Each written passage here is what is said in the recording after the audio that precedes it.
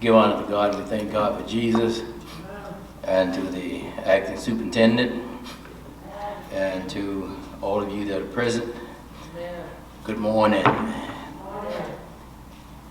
I first want to thank God for another day.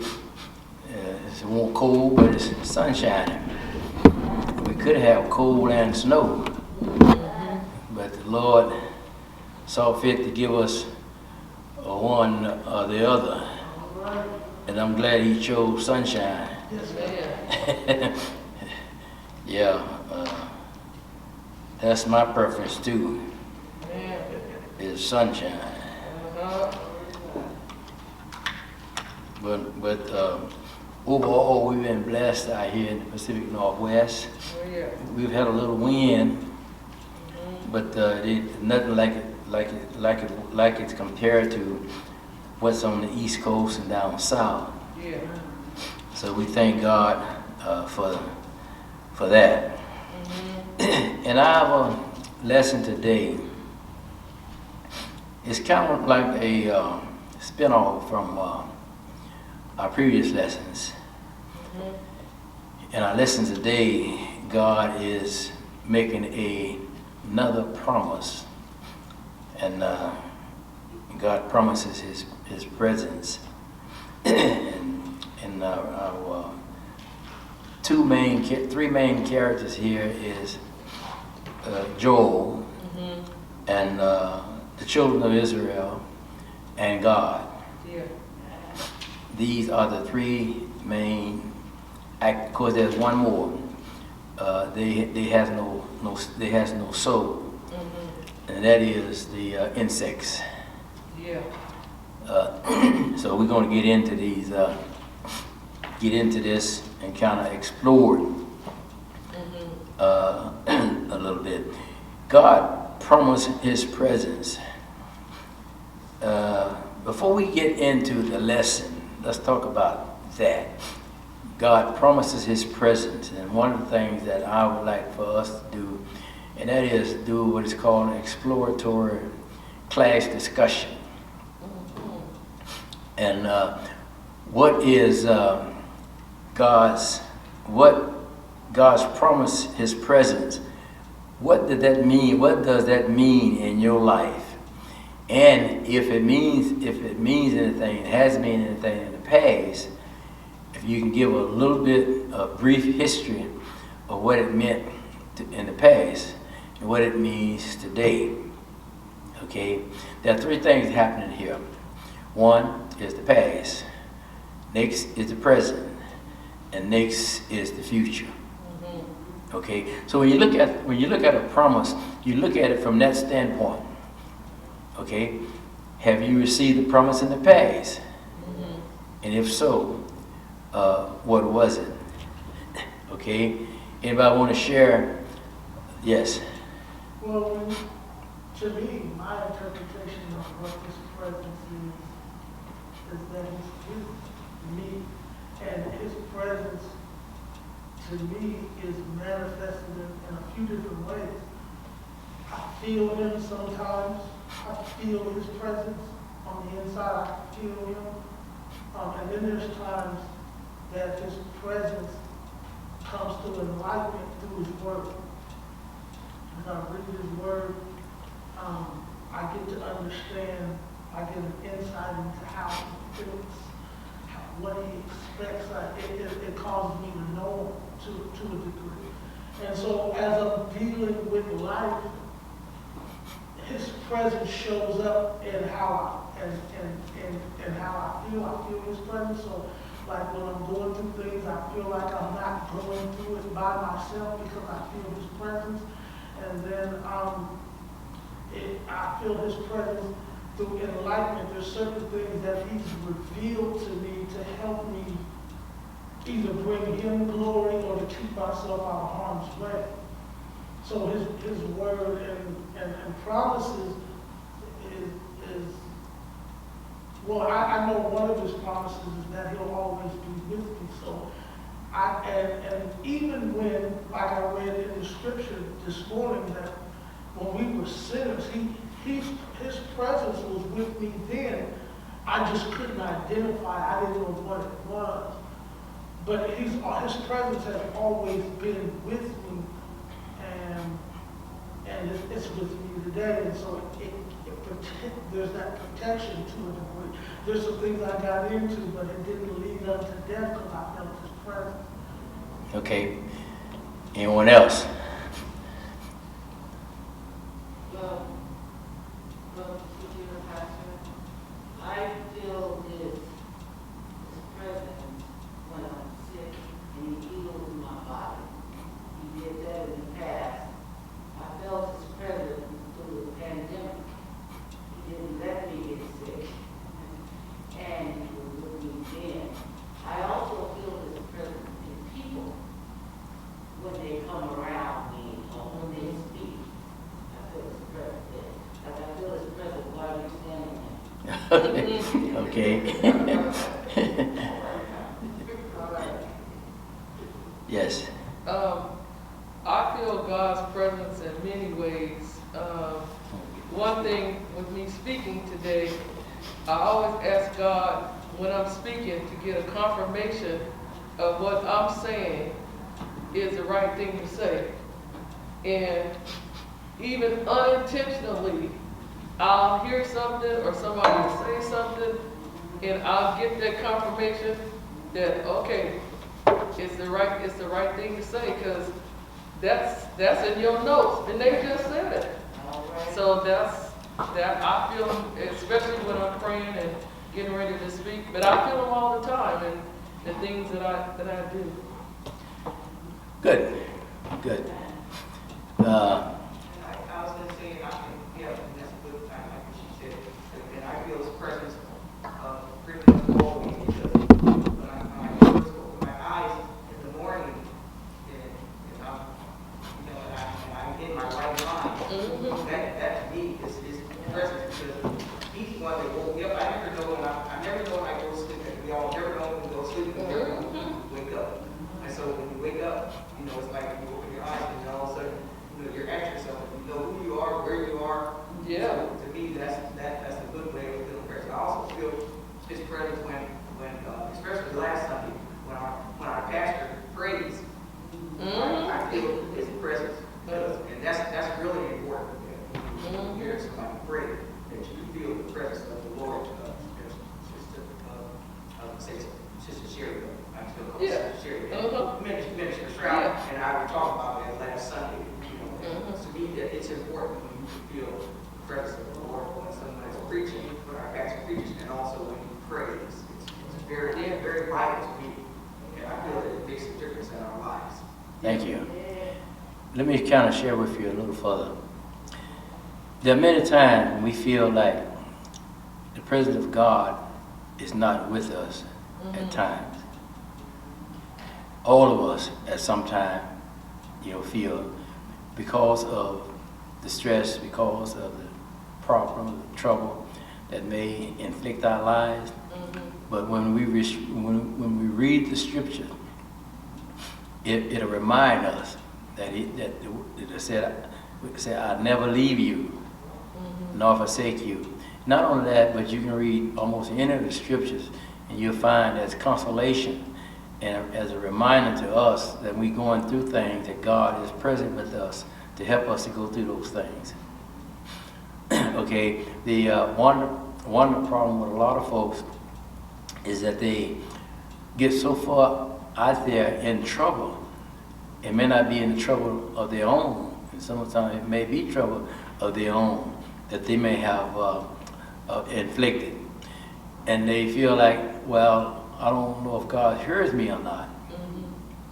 You see, and then in a situation like that, what we need to do is go back to the scriptures and prayer.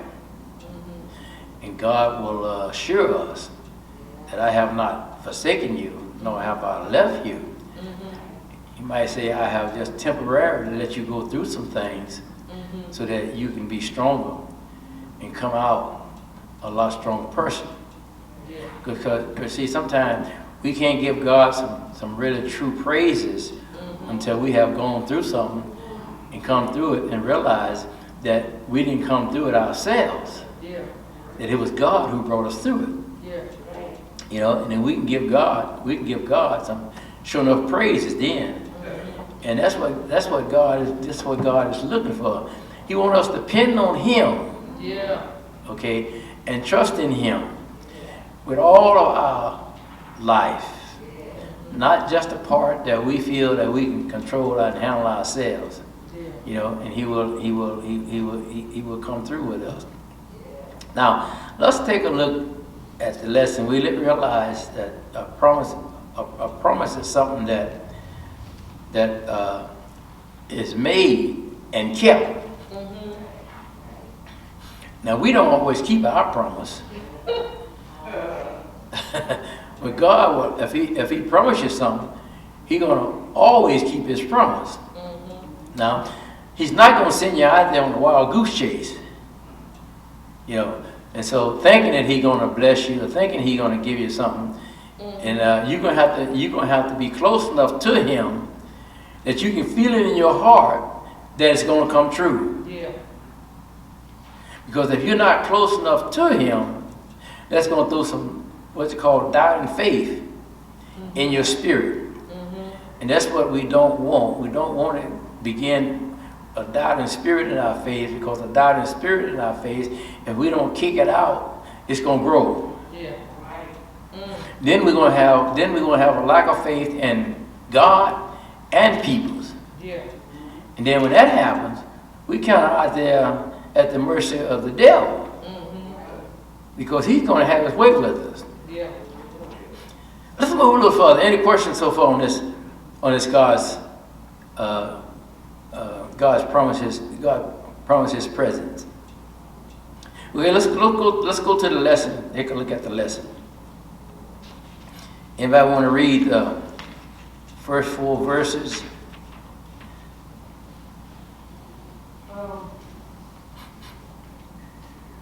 Fear not, O land. Be glad and rejoice, for the Lord will do great things. Be not afraid, you beasts of the field, for the pastures of the wilderness do spring. For the tree beareth her fruit, the fig trees and the vines do yield their strength. Be glad then, you children of Zion, and rejoice in the Lord your God. For He has given you the former rain. What is that? Moderately.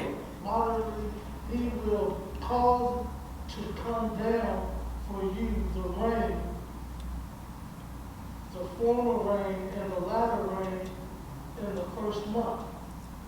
And the floor shall be full of wheat, and the fat shall overflow with wine and oil.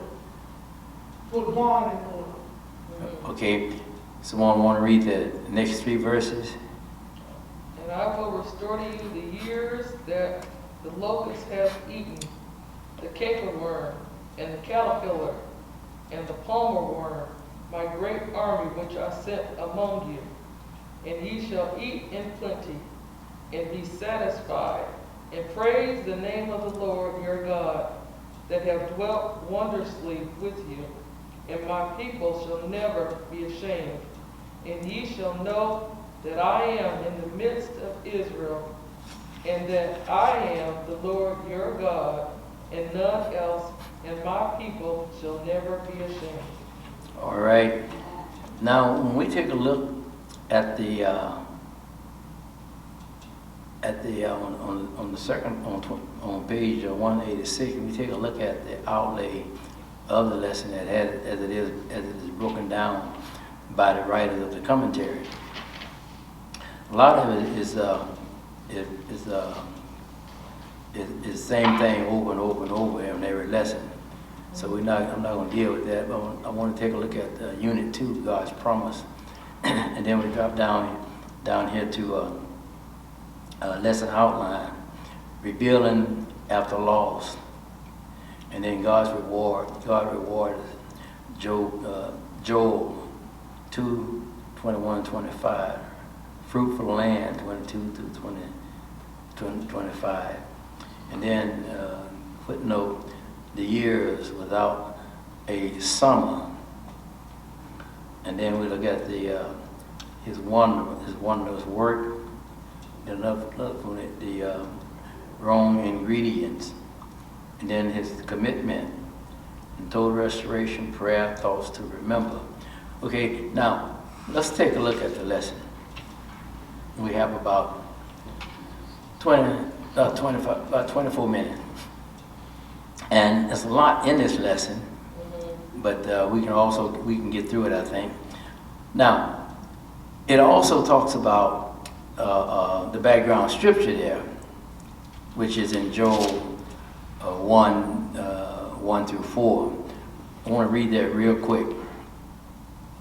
When you look at verse 1, and my book is the Bible here I have is written in units, okay, and then it skips to another unit, and the first unit here is called "The Land Laid Waste." Okay, the land laid waste. Hear this, you elders, and give ears, all you inhabitants of the land. Has any time like this happened in your days? Okay, or even in the days of your fathers? Tell your children about it. Let your children tell their children, and their children another a generation. Then the fourth verse, what the chewing locust left, warning locust, has eaten.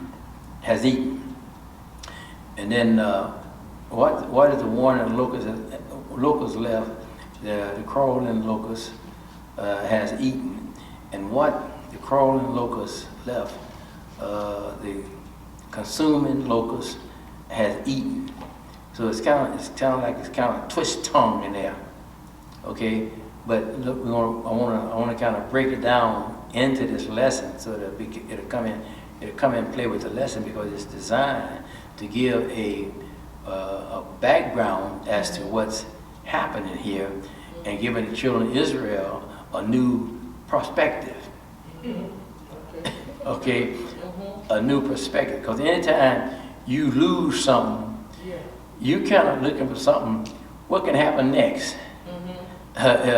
Is there anything that's gonna come that's gonna lift me up? Yeah. Have you ever had the car break down, and then next week the pipes start leaking? Yeah. And then next week the lights stop working right. You know, it seems like it's one thing right after the other. Yeah. And you ask yourself, well, when is this going to end? Yeah. And when am I going to get some relief from stress, from worrying about stuff breaking down and fixing stuff that's broken down, that I can just get a few weeks of relaxation? Yeah. That's why so many folks want to take 2 or 3 weeks to the beach and just lay there and just enjoy life, because you know, maybe their life has been messed up so bad until I need to get a break. I need to get away from this. Yeah. And so God is saying here to Joel, to the children of Israel. Let's take a look at that the first chapter, if you got in there. If you got the first chapter of Job, it said, "Hear this, you elders." First of all, he holds the elders responsible for what? Keeping the peoples. Keeping the peoples focusing on God. Because if the elders stop doing it, the people are going to stop. Because back in those days, the people generally followed the elders, because the elder was the one who did all the work around the church, for his preparing the church and getting the messages ready, and also keeping the people in line and telling people what they need to be doing, what they should not be doing. And the priest was the one who went to God for them. Okay, so you have elders are generational leaders throughout the congregation. Okay, and so that's why he used that word, the elders. Okay, now he says, and give given eaten, all of you inhabitants of the land. Okay. Now, he's reminding them of what they had. Okay. Now, sometimes you don't miss your well to what? Miss your water until the well go dry. Okay. Now that the children of Israel is being stretched out, you know, and now God is making a promise to them and saying to them, fear not. You know what you, in other words, you know what you did. You know what it takes to get you back there. See, and all of us, and everyone who says that they're going to call on the name of Jesus, know when they do wrong. You don't have to tell them that they did wrong, unless it's like Paul said, their conscience has been seared with an iron that they have no feeling. You see, and so here it says, fear not, O land. Now, O land, be glad and rejoice, for the Lord will do great things. Other words, come alive. Don't give up on me. Don't give up on me. I'm back. Yeah, I told you what I was going to do. Carry you out there, and I told you I was going to bring you back. So if God makes a promise to get you out of it, He's going to get you out of it. Now, there's an old saying, if He brought you to it, He would? He'll bring you through it. And so if He bring us to it, He says, put your trust in me, I'll take you on through it. Okay? Now, He says, O land. Why He say, O land? Because their disobedience affected more than just their person. The land is suffering from their disobedience. God not only punished the people, but He punished the land and punished the livestock. Ain't that similar like when Eve in the garden and mankind and Adam and Eve disobeyed and they fell? It affected the earth too. Yeah, it's almost the same thing, but it's just in a different form. Yeah, it's like almost the same thing. And so when you look at that, He said, "O land." And so, as if the land has some feelings. But we know that the land didn't have no feelings. And God wasn't talking directly to the land, but He was saying, I'm going to put the nourishment, I'm going to put the nutrients. I'm going to put the nutrients, I'm going to put the fertilizer.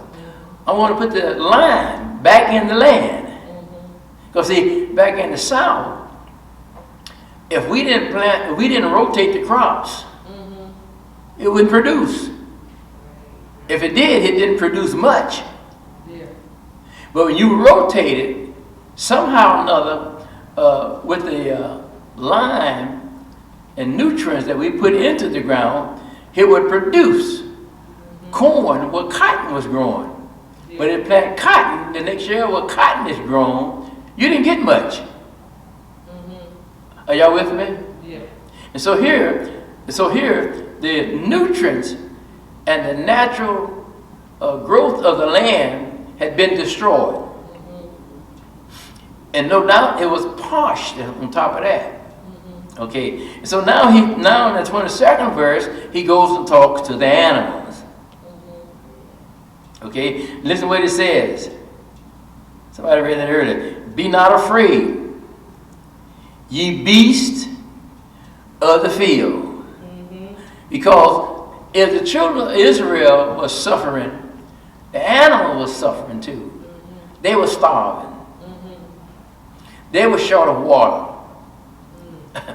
Y'all follow me? And so when you read the lesson, what we do sometimes can affect a lot of people. And you hear a lot of folks saying, "Well, I don't have nothing to do with it. It don't affect me." You know, and then we'll say, "Well, I can do what I want to do. I want to phrase this another way. I can do what I want to do, so it doesn't hurt anybody else. As long as I do what I want to do." But let me tell you something. Sometimes you can't do what you want to do because you're not you if you're God's child. Yeah.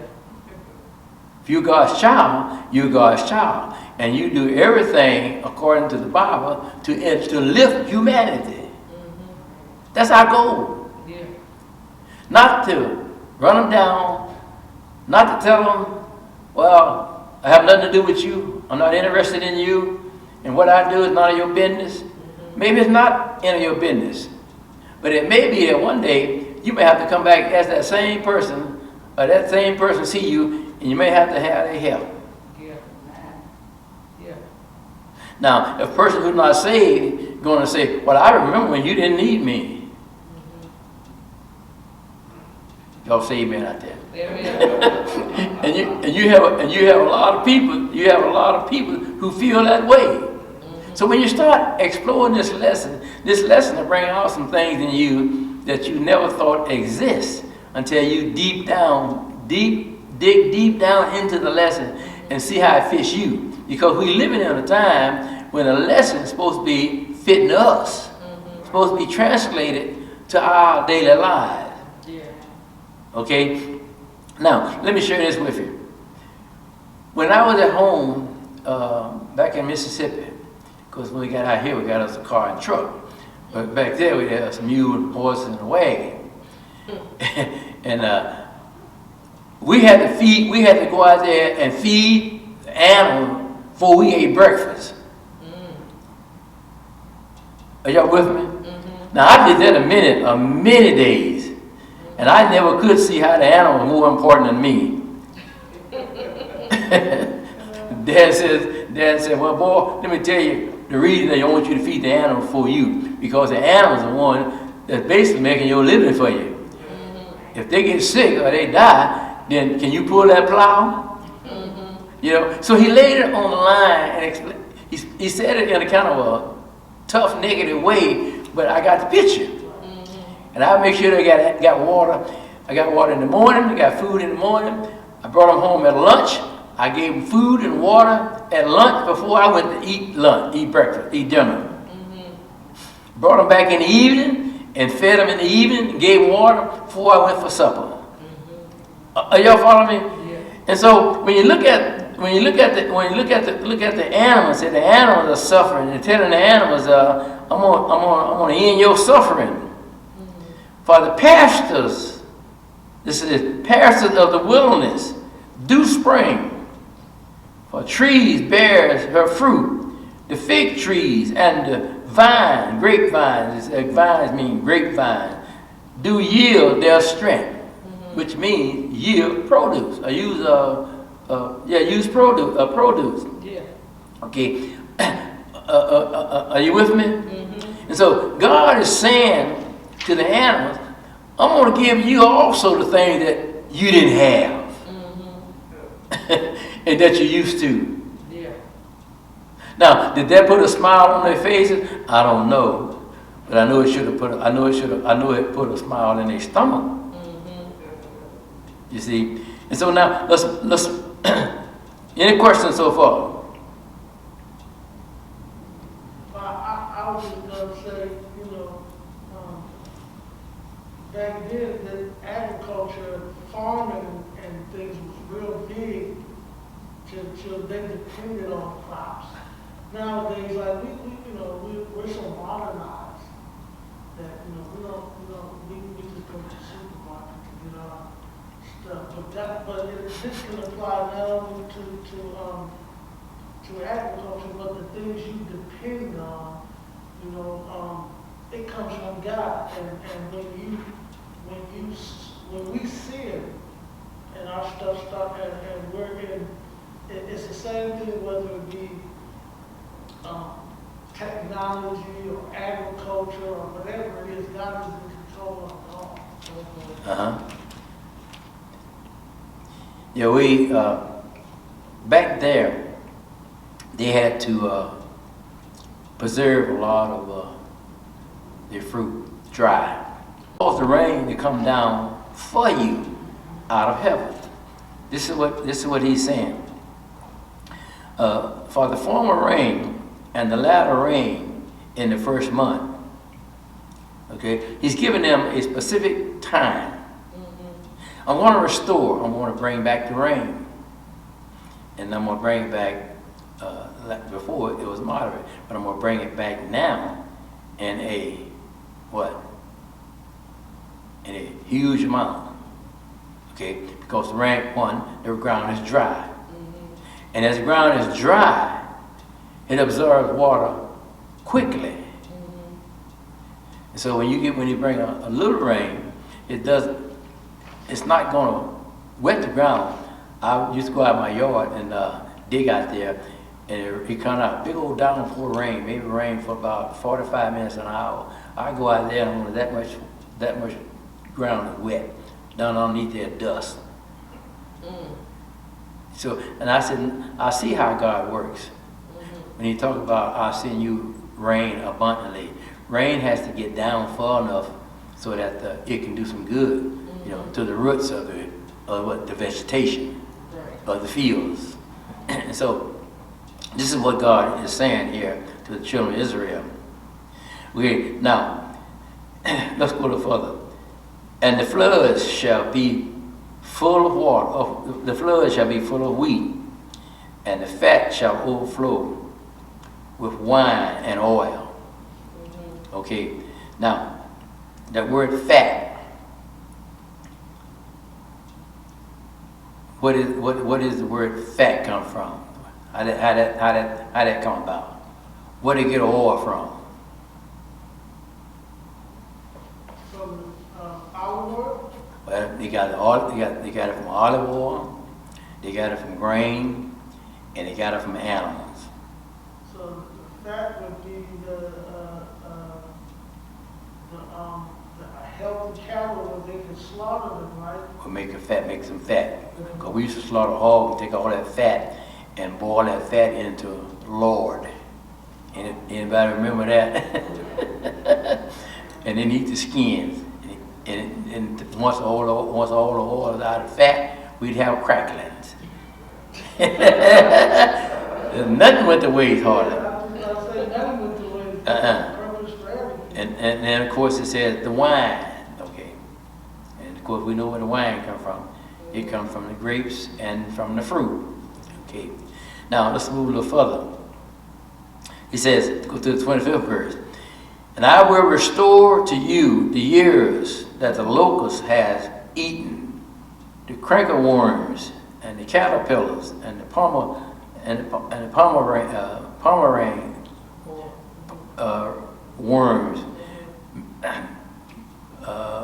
my great army which I sent among you.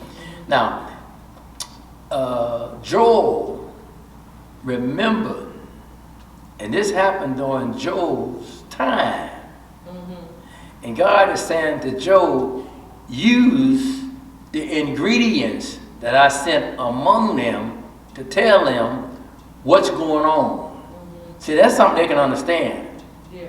Now they can understand locust, caterpillars, and those things when they transform when they transform from a caterpillar to a locust and to those things. What they do, they change, and every time they change, they eat.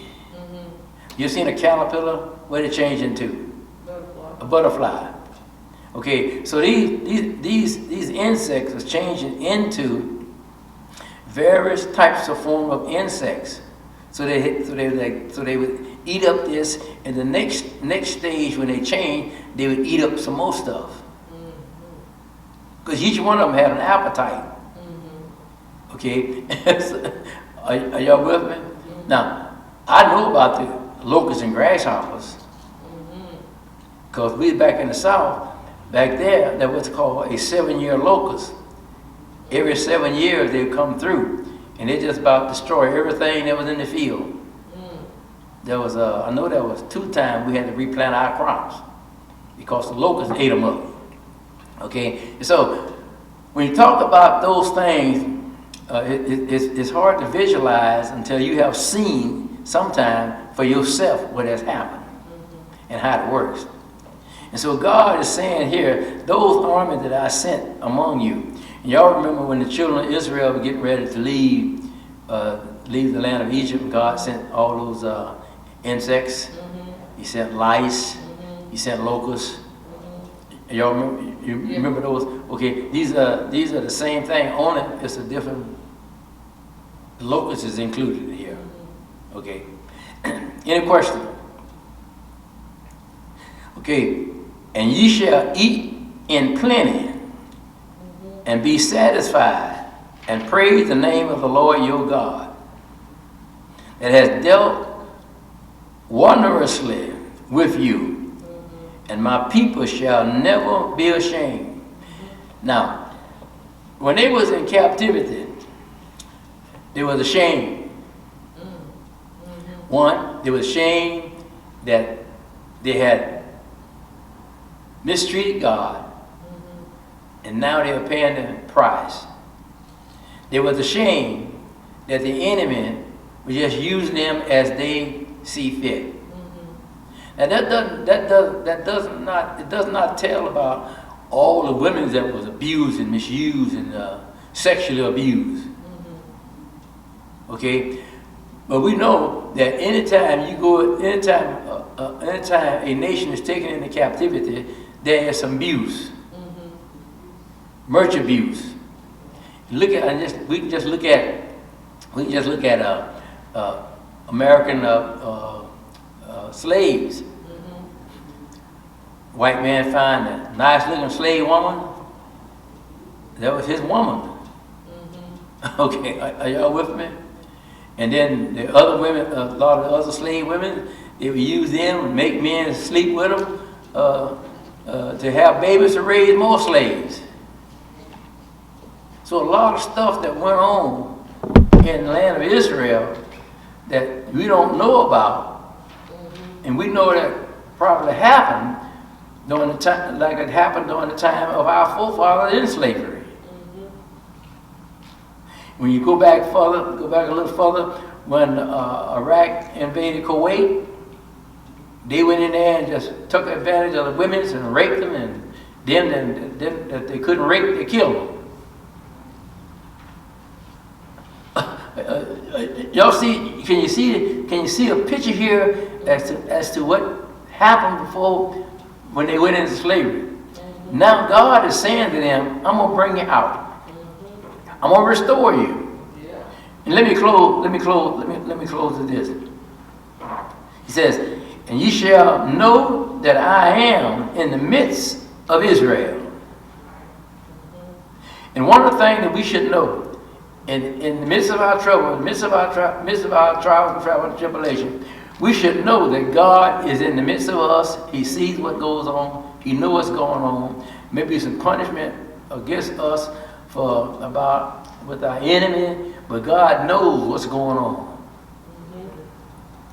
And that I am the Lord your God, and none else, and my people shall never be ashamed. Now, mention that again. My people shall, listen what it is. That word never. You know, that word never is on a condition, y'all. Yeah. When he used that word, he's saying to those who keep my commandments, Yeah. those are the ones who will never be ashamed. Yeah. And those who do not keep my commandments, they probably be ashamed. Amen.